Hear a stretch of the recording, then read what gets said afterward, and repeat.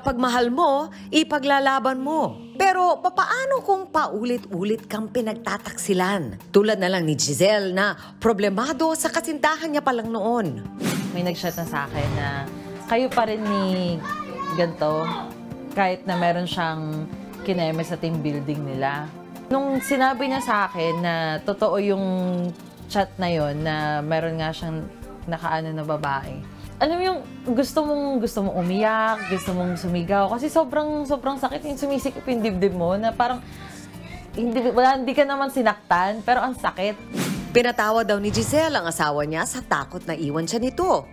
Kahit na nalaman ko na meron na siyang ibang nahalikan, ibang nahawakan, I know to myself na hindi kaya ko tong patawarin. Baka nagkamali lang to. Tila nakalimutan na nga ni Giselle ang ginawang pagtataksil ng lalaki dahil pinakasalan pa niya ito kalaunan. Pero hindi nagtagal, naramdaman niyang nanlamig na naman ito. Kine-question na niya yung marriage namin. So sinasabi niya na ano daw, what if hindi kami mag-work as a couple or as a married couple? What if daw hindi kami agad nagpakasal? What if daw parang we're not the end game? Kahit kasal na, hindi raw muna sila nagsama para bigyan ng space ang kanyang asawa. Gumuho ang mundo ni Giselle nang aminin ng kanyang asawa na mayroon ulit siyang nagawang kasalanan at mas malala pa. Doon niya sinabi na may nangyari sa kanila nung katrabaho niya ulit. Tapos nung pagkasabi niya yun sa akin, I know to myself na kung sino yung babae. So, minention ko yung pangalan niya, si Aganto ba? Tapos, nung pagka-confirm niya sa akin nun, parang bumalik lahat nung time na umiiyak ako dito sa bahay namin. Na hindi ko masigaw kung ano yung nararamdaman ko. Tapos biglang nag-fast forward na ito uli. Meron na naman ulit na isang babae na naman na nakaano niya. Pero this time parang mas mabigat. Kasi nung tinanong ko siya kung mahal niya, hindi siya makasagot. Dito na tinapos ni Giselle ang relasyon nila. Hindi na rin daw humingi ng tawad ang dati niyang asawa. May payo ang ating eksperto para sa mga nakaka-relate kay Giselle. Tandaan mo na binigay mo yung makakaya mo at hindi mo kasalanan. Out of your control na yun eh. Naging totoo ka sa relasyon. Ngayon, may mga tao na nandyan, handa para makinig sa'yo, para maramdaman mong worthy ka, na talagang ikaw ay kamahal-mahal, kahit pinaramdam sa'yo ng partner mo na hindi. Una-una, salamat kay Giselle dahil shinare niya sa atin yung kanyang karanasan. Very personal. Oo. At ang naisip natin dito, mahirap man marinig. Meron ang mga nagsasabi na ang ibang relasyon hindi na dapat sinasalba. Depende sa sitwasyon. Katulad ng itignan natin yung kay Giselle. Sa tingin mo, yung pagkat-sobra na yung cheating. So, married couple, no? Well, ako, usually, yung basehan ko talaga is yung Biblia, di ba? So, in the Bible mismo, may yung the allowable grounds are yung adultery, mostly adultery. Okay? Sa ibang interpretation, may emotional neglect and abuse, no? But yun, pag may adultery na, kumbaga may grounds na yun. Yeah, para sa akin yun. Maui?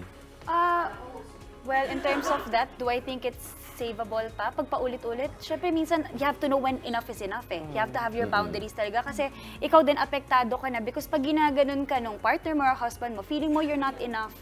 And that will really take a toll on you, like magiging depressed ka, kakaroon ka na ng anxiety, the overthinking, magsa-start na rin yan. Kasi iisipin mo lagi, may kasama ba siyang iba? Bakit late siya nag-reply? Ba't di pa siya umuuwi? And that's not a good way to live. Hindi siya magandang paraan para mabuhay ang isang tao. Dapat ma-feel mo sa sarili mo na sapat ka, na kontento ka. So kung ibang tao ipapa-feel sa'yo yun, then baka, it's time na para magpaalam na rin talaga. Pwera na lang kasi minsan may mga anak na kasama, di ba? So minsan yun yung mga kailangan mo rin i-assess ng maigi at pag-isipan ng mabuti kung ano ba talaga ang gusto mong mangyari. Ako siguro para sa akin, parang nag-agree ako sa iyo, Mama, na may mga sitwasyon talagang hindi mo na ilalaban dahil kailangan, at the end of it all, kung ano man ang mangyari, may maiiwang respeto ka sa sarili mo at sa partner mo. Kasi minsan, ako nga, ang lagi naming usapan ni Boyet is that, ako kasi, di ba kanina ang usapan ay paulit-ulit. May mga tao kasi nagkakamali isang beses, papatawarin mo, pero yung uulit-ulitin ka, parang sadyang nakakabastos na talaga, mami. Talaga namang iinit ang ulo mo sa ganun.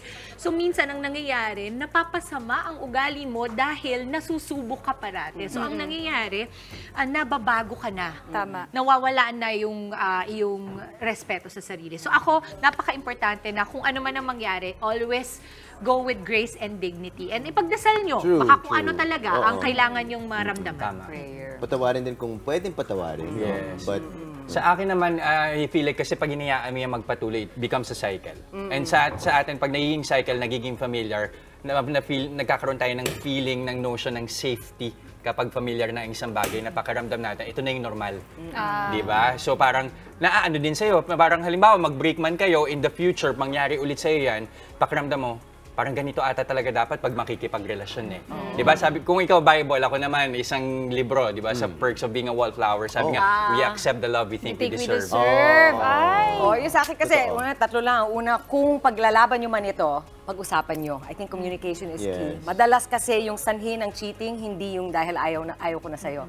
Merong ibang sanhi yan. Merong baka, I'm bored, insecure ako, hindi mo ko ina-appreciate. Merong mga gano'n na baka maayos sa usapan. Pangalawa, kung hindi mo na ipaglalaban, kung ayaw mo na talaga, as in, alamin mo sa sarili mo and be kind to yourself and forgive yourself and accept the feelings that you feel. Kasi lahat naman ng tao nakakaramdam ng ganon. So, yun. Okay. Yun lang. Mami, ang dami ko na namang natutunan sa'yo.